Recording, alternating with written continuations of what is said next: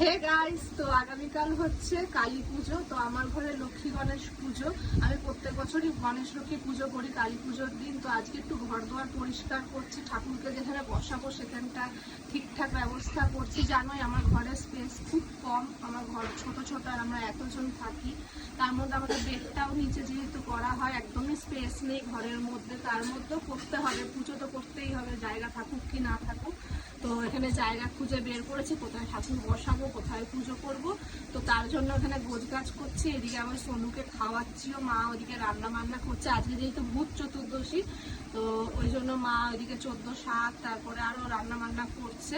তো বিকেলবেলা আবার আছে বাজার টাজার করতে যাবো, যেহেতু ঘরে কালকে পুজো, ফল ফুল প্রসাদ সবই আনতে হবে, সেগুলো অ্যারেঞ্জমেন্ট করতে হবে। তো বাবা নামের ঘরে প্রদীপ জ্বালানো হয়, তো সবাই জ্বালাবে, যেরকম আমিও সেম ঘরে প্রদীপ জ্বালাবো।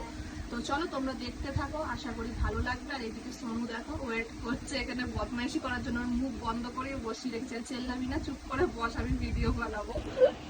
এই দেখো বসে রয়েছে, কখন আমি ভিডিওটা বন্ধ করবো চেল্লাবে, ওই জন্য।